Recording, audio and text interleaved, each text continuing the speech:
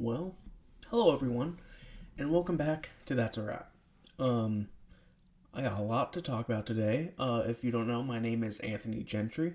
This is a movie review show and now YouTube channel where I review the latest movies to come out. It's been a while since I've done this, but I'm very glad to be back. I got a lot to talk about today. I want to talk about three movies. If I Saw the TV Glow, and Furiosa, a Mad Max saga. And one trailer to talk about, Beetlejuice. So yeah, a lot to talk about. And this is the first episode in my new little setup. Still wondering how this is gonna go, but we'll see. I'm hoping it goes good because I want to do other types of videos, branching out into more than just the 30-minute to hour long movie podcast format. But yeah, we'll see where it goes.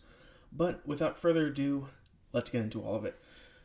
The first thing I want to talk about is the new trailer for the second Beetlejuice movie, Beetlejuice, which, if you don't know, is a sequel to the 1980s, I want to say 86 or something, Michael Keaton starring, Tim Burton directed Beetlejuice. All the cast is returning except for the father, who, I forget his name, but he was in Ferris Bueller. Probably a good idea to leave him out. Alec Baldwin and Gina Davis are not in this, as far as I know. It might be a surprise. But, yeah, when I watched this trailer, I was not sure what to expect. I enjoyed the first trailer. The first movie is great. But I was wondering, is this going to be good? Is it going to be just a rehash of the original, or are they just going to try and recapture the magic but in dwindling returns? Especially because Tim Burton, as of recently, has not been the best director. Even though I still enjoy his films like the Dumbo movie, Miss Peregrine's Home for Peculiar Children. They're not the best movies, but I found enjoyment in them. So I went into this with tempered expectations, and yeah, it feels like it is trying to recapture the original, but in a new way. Of course, they're going to do the whole thing again of, oh, this teenage loner goes into this house and finds Beetlejuice and summons him. But this time they're bringing in the entire family. Catherine O'Hara, especially, I'm excited to see her back in this. And the biggest thing that really got me, besides just, oh, Tim Burton's directing it, Michael Keaton's back, was the use of practical effects. For me, like, one of Tim Burton's hallmarks is his use of practical effects and how he uses the weird and strange to enhance his movies, and especially when he does them in a practical setting. And here it looks like they are heavily relying on that. Even if it looks a little cheesy or dated, it feels like it is a sequel to the first Beetlejuice, which I really like. As far as the rest of the trailer, I can't really say like how I feel. Just, it didn't really give me much to go off of. It looks like it could be fun, but then again, there are repeated gags in this trailer that gives me pause. So I'm not sure how this is going to go, but I'm hoping for the best. It comes out in, I believe, like September 29th, like the end of September. And so we'll see.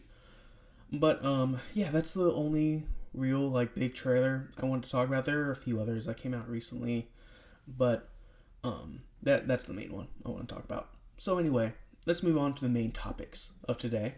And that is three movie reviews, three pretty big movies. Arguably two. One of them is more underground, but is worth talking about. But let's start with the oldest release of these, and that's If, the new John Krasinski children family-ish movie, which stars Ryan Reynolds, and it's about imaginary friends.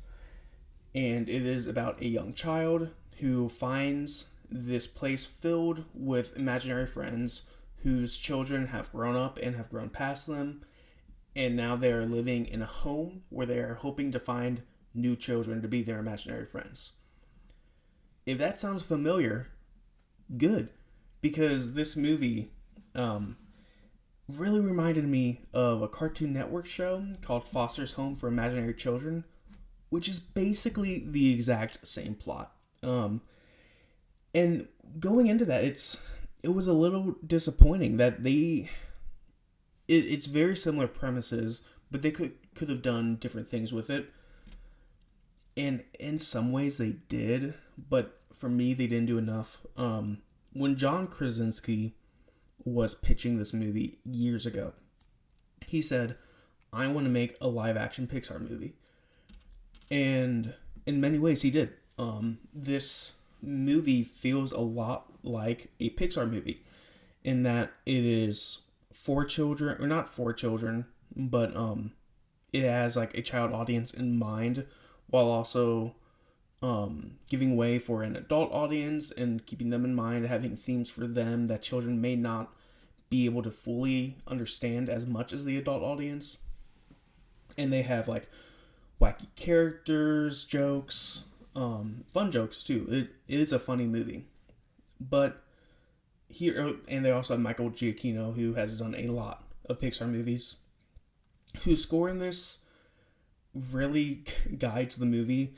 And I love Michael Giacchino. His score here is good. I really love the main theme of it, but it's a little overbearing in how much they push the music on here. It's almost like John Krasinski wasn't sure how the audience was going to react to certain moments, so he fell back on the score to guide the audience into, this is what you should think, this is how you should feel in this or any given moment. And that's how a lot of the movie is. It's weird because it is a children's movie, but I feel like it's a little too slow for children, especially young children, and then older kids. I don't think they're going to really give way or be attracted to this premise, because Imaginary Friends is a younger kids trope. And then for adults, it doesn't really hit them either, because a lot of it is very childish. For me, this is 2, maybe 3 movies wrapped up into one. It is a movie about a grieving child trying to go through life knowing her mother has died and she may lose her dad, and trying to cope with that.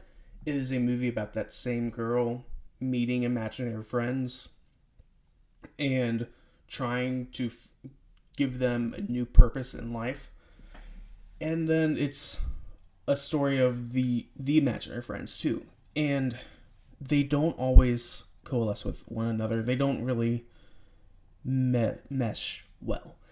And it's very disappointing because John Krasinski, at least like with the first idea of having this little girl who is trying to cope with her mother's death and her father's potential death, trying to cope with that with these imaginary friends, it's a really good premise, but they kind of forget about that halfway through because now they are focusing on the imaginary friends. And it's the tone is all over the place with this, but especially the pacing, because it starts out very slow because you go into the main character whose name is B, like trying to cope with her mom's death and all that. And then once they get into the imaginary friend subplot, it moves way too quickly to that you're not really getting the depth that you want. You're not getting attached to any of the characters because a lot of the imaginary friends just come and go.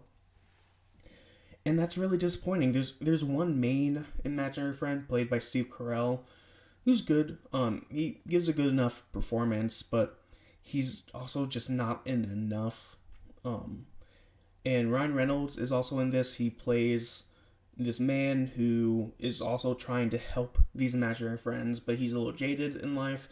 He has done this for so long that he has given up on his purpose, and he feels like there's no use until B comes in and gives him that kind of spark back in his life. And the movie also takes way too long to get to its main point of where it's going. And I don't want to spoil anything because the main point of the movie comes in 2/3 of the way through when it should have been at least the midpoint of the movie, coming in halfway through. But they took way too much time to get there, so that when we do get there, it's so rushed that it doesn't feel satisfying by the end. I am down on this, but I did find it funny. There were a lot of good jokes. It is a very funny movie. Good performances all around. The kid, I was a little worried about. There were a couple line deliveries at the beginning that weren't the best, but eventually she warmed up on me. She got really good. Ryan Reynolds, I like Ryan Reynolds. He warmed up on me too. He's great. John Krasinski plays Bede's dad. He's good. He's just not in it that much. I would have liked more of him. But yeah, it does feel like a live action Pixar movie, but one of their lesser movies.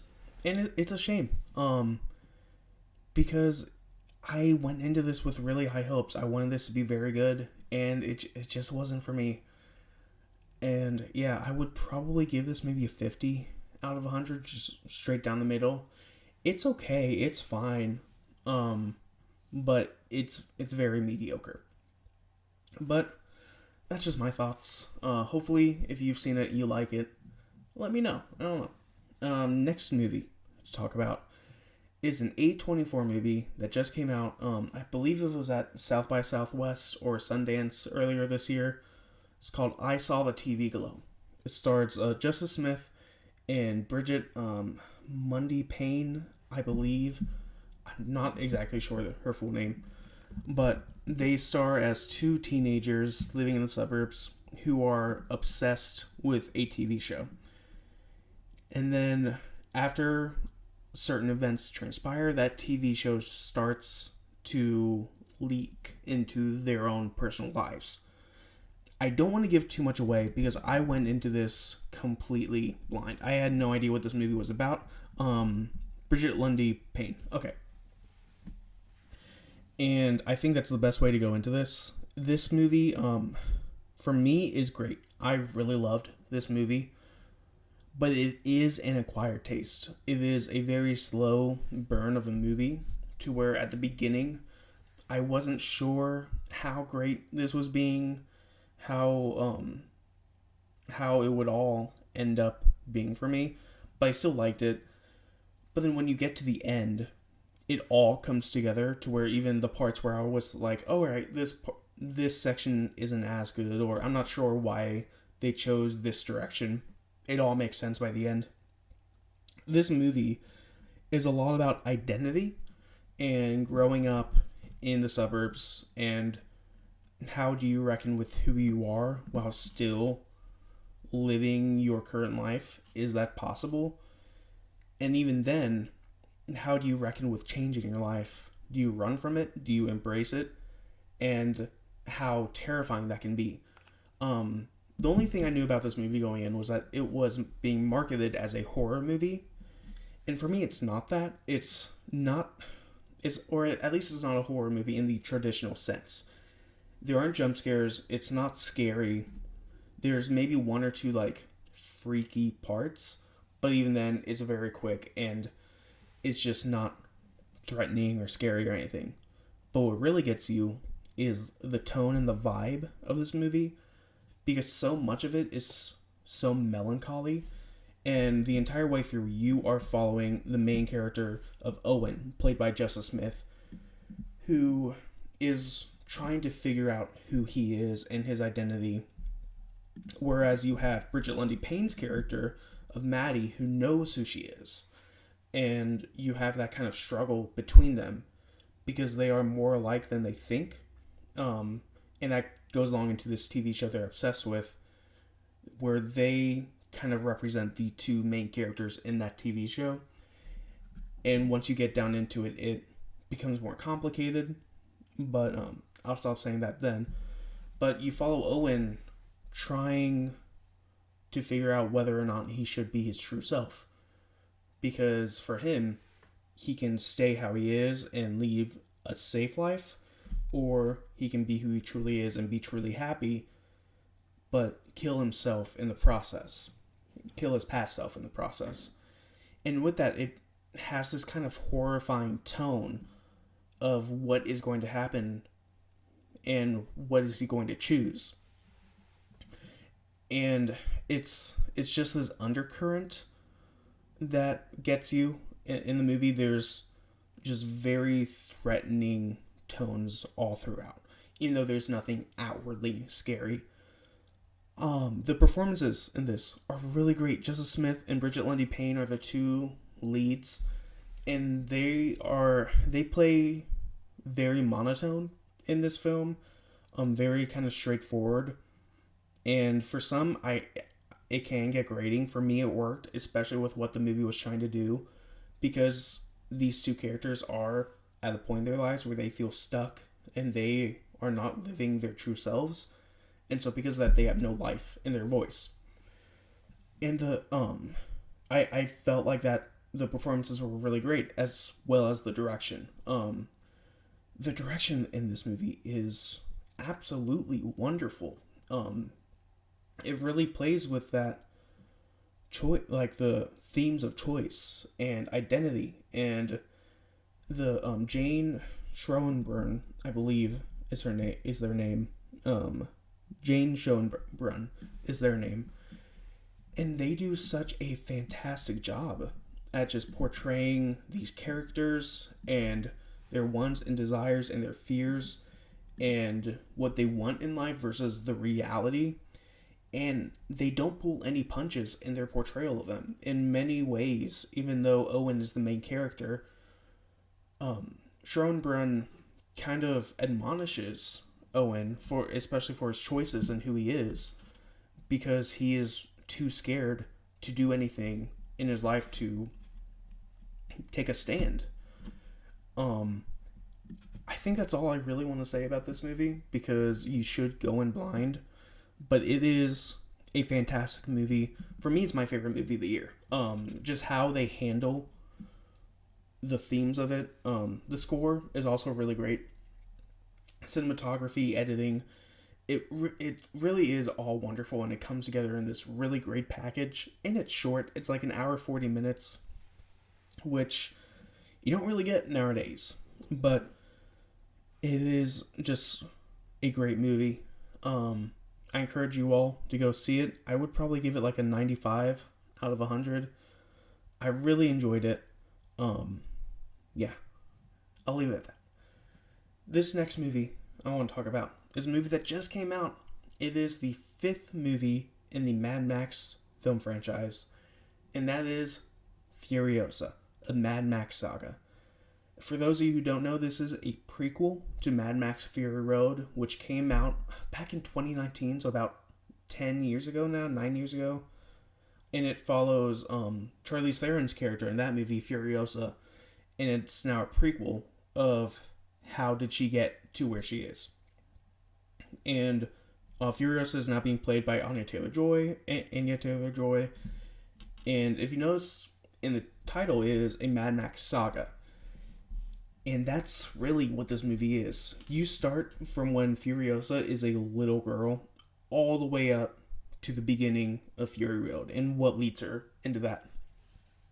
And with that, you do get this kind of lifetime of a character, and you see almost everything that happens to her and what made her into who she was in Fury Road. And that is probably my biggest compliment to this movie, because it is way different than what Fury Road was. Fury Road was a very simple plot, get to A and B, that was way more focused on action than anything else. And going into this, I was expecting the same thing. I was a little hesitant going in because George Miller directed this. And if you remember, 2 years ago, he directed a film called 3,000 Years of Longing that I absolutely hated. That movie, for me, was complete garbage. I hated it. Sorry about that. But I also really loved Fury Road. I love that movie. So going in, I was a little hesitant, but man, what a ride this is, especially the first half. The main plot of this is you follow Furiosa, as she is taken from her home called the Green Place, which is basically this oasis in the midst of this giant wasteland. She's taken from her home by Dementis, played by Chris Hemsworth, in a fantastic role. He loves that, but I'll get into that later. And it follows her trying to get back to her home while also wanting to take revenge on Dementis because he also killed her mother. And so it's a movie that spans, I want to say maybe 15 years. Furiosa starts out maybe 9, 10 years old. And then it goes into where she is in Fury Road. So, I don't know, maybe 20 years. I'm not sure. But with that, it is a lot more focus on plot. Even though the story is still simply a revenge tale, it is a lot more focused on plot than it is on Fury Road, but it still brings the action. And it's also a slow burn, especially in that first half, which for me is the best half, but that first half is very slow because you follow Furiosa as a child and you see what Dementis is doing to her and why she hates him so much. And for me, that's the best part of the movie because it is when you get Dementis and Furiosa together. And it's just such a good moment, because partly because Chris Hemsworth is just eating every scene up. He is chewing scenery. He is having the time of his life in this movie. He got like a little prosthetic nose and a beard, but it doesn't really hide that, oh yeah, it's still Chris Hemsworth.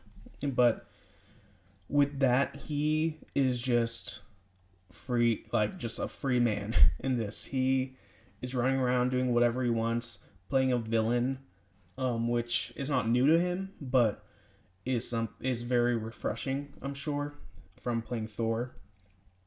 And he's just having the time of his life, and it shows on screen, because even though he is this horrible person, you are having a great time watching him, and watching him kind of torment Furiosa in his own way of, he killed his mother and now he treats Furiosa as a daughter, and he's kind of nice to her, which makes it even more twisted. But you see a young Furiosa who is very quick on her feet and is quick thinking, and she is always trying to find ways to escape, and in many ways she's almost successful, and then Dementis grabs her, and it's this really big push and pull of that, of, is Furiosa going to escape, is she not? She eventually doesn't, because if she does, you don't really have this movie. And then you move on to the second part of this movie, which is Anya Taylor-Joy's Furiosa, who is now in the Citadel from Fury Road with Immortan Joe. And Chris Hemsworth kind of disappears for a good chunk of this movie. And the movie slows down even more to tell Furiosa's tale with Immortan Joe and how she rose through the ranks there. And that's where the movie kind of stumbles for me, because it becomes a lot less focused. Whereas in the first half, it was just Furiosa, Dementis, she wants to get revenge. And then you move into the middle, where it's, yeah, like she wants to get revenge, but now she has other focuses. And she's just focusing on surviving in the Citadel and just getting home now. And that's where the movie kind of wobbles for me. It's still great. There's many big action set pieces interspersed throughout the entire movie. They're all great, and it keeps you on the edge of your seat, and you still enjoy what's going on, but it just becomes lacking because that focus on revenge is now by the wayside. So that it is disappointing in that aspect, but it doesn't take down the movie too much, at least for me, especially when we get back to Dementis and seeing where it goes with him and Furiosa, and especially their final showdown goes in a way that is kind of counter, I don't want to say intuitive, but is a big foil from what the rest of the movie is.